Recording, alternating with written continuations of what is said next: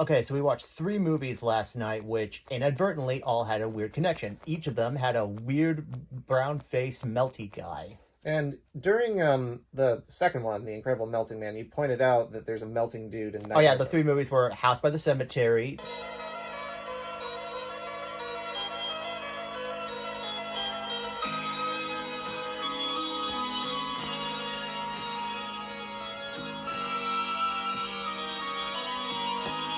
The Incredible Melting Man, and Dawn of the Mummy. All with a face. All characters, for all you candy lovers, and you ever left like a candy bar in your pocket and then it melted or it went through the wash.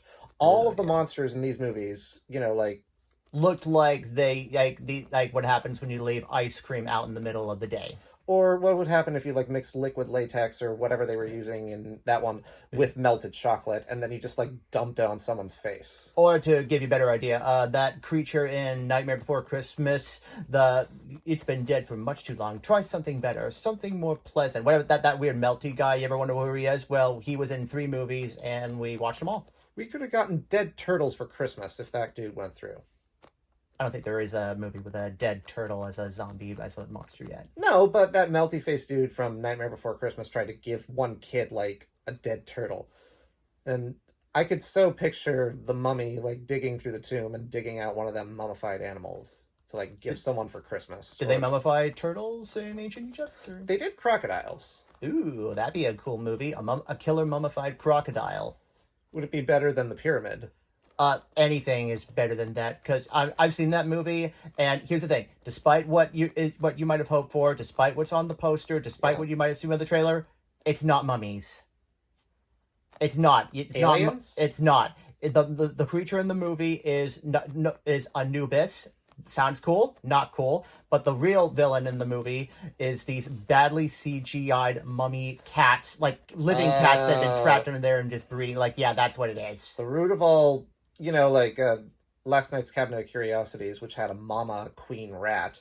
Ooh. It's like, what if there was like, Uber rat. You know that cat that jumps out of every scary movie ever? The one that they made fun of even in Community, the zombie one, they made fun of. Oh yeah, that, but like what if there's a queen evil jump scare cat? Like the queen rat, like my thinking is this. They all come from one mother cat who's like, you're gonna jump from lockers and other metal objects and make it loudest. Cats are gonna just jump out. Cats are specifically bred to just jump out when people need them to. Exactly. No jumping cats in last night's movie. There was a black kitty cat in House by the Cemetery who's just chilling out on a tombstone. Hey, at least it didn't get killed. Exactly. They killed the living hell out of that bat, which kind of gushed like it had, fruit gusher juice in it. Fruit bats. That's the hell. Fruit gusher bats. I don't know. That'd be a fun treat. I'm sure it exists. Would it come with the hair? Like, what do you make the hair out of? Isn't there something like that? You just sort of sculpt it, and you just it's like sort of a gummy. What's that stuff called? Oh yeah, like I know what you're talking about. It'd be a bitch to do that fine, but it'd be. Yeah, it doesn't have to be that fine. I mean, but back then it could have been just as fine. Probably had a lot of choking hazards, but. Oh, 1 second. You got a membranous twitch coming. Oh yeah, that's bad. Yeah. Sorry, don't mind that. That happens every once in a while ever since the infection. And another thing that at least two of them, both have movies with the monsters lose their arms. They do lose their arms. Yeah. The Dr. Feuerstein in House by the Cemetery, and The Incredible Melting Man, or Steve as he's called. Yeah, apparently that thing that you're seeing in Marvel movies where you just give a generic monster a generic name. Yeah, apparently that's nothing new. So. Well, yeah, no, like superheroes are monsters. Well, yeah, but I'm just Werewolf by Night, for an example. The man thing, and what do they call that thing? Ted. Yeah, sorry, they call it Ted. Yeah. How about Ted? That's a perfect name for the man thing. No, you can't do that. You're forgetting I'm called Ted as well. And insert Father Ted joke here. Anyways, but the one thing, like, they all get their arms cut off. But two of them do. But only one of them, like Dr. Feuerstein, I never knew that. The first time I watched it, I wondered what all that I thought it was the kid crying and he's like a ventriloquist. But Dr. Yeah. Feuerstein has the cry of like He does, for some reason, he sounds like a little kid crying. Why? In concept, a good idea. Not execute, but it's Fulci, so who knows what it means. it's dreamlike. That's the beauty of Fulci. They're It's all like that weird stuff that happens that's not really scary like when you talk to yourself about it later, but it's scary as it's happening. I notice more and more the Shining references. So what happens when you take an already archaic movie that made a big splash and you take a director who's already known for making vague and archaic and dreamlike and you put them together? Still pretty fucking weird. Kubrick table scraps. Those result in table good things. I mean, 2010 and Doctor Sleep.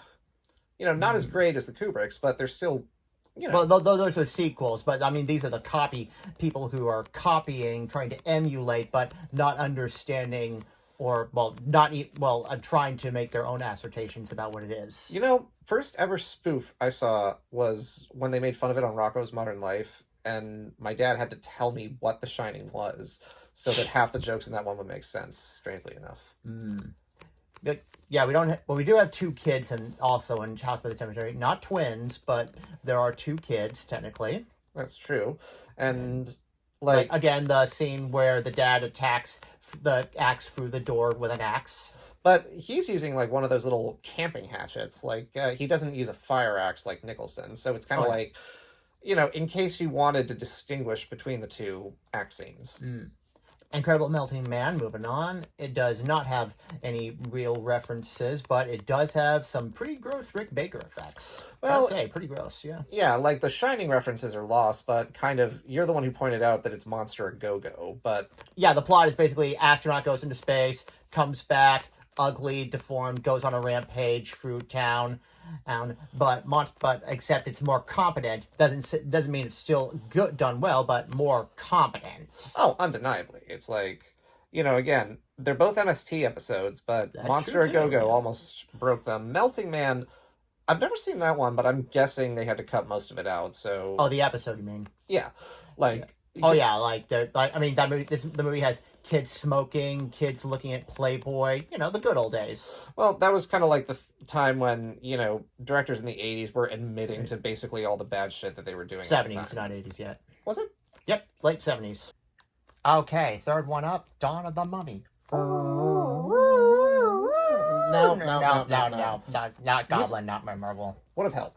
Don't remember any of the music from this one. Oh no, House of the Cemetery, easily the best music, obviously. Oh yeah, but Incredible Melting Man had a weird, like, every instrument that in the indecisive world. type of... Oh yeah, but even that one was memorable. Dawn of the Mummy did not have Any music, I don't remember, no. and like, even we kind of went into it thinking it would be like, Friday the 13th with a mummy. Well, I've seen it before, but I don't remember a lot from it. I don't remember hating it, but I do remember it being very uncannily similar to Oasis of the Zombies. Oh, even I remembered.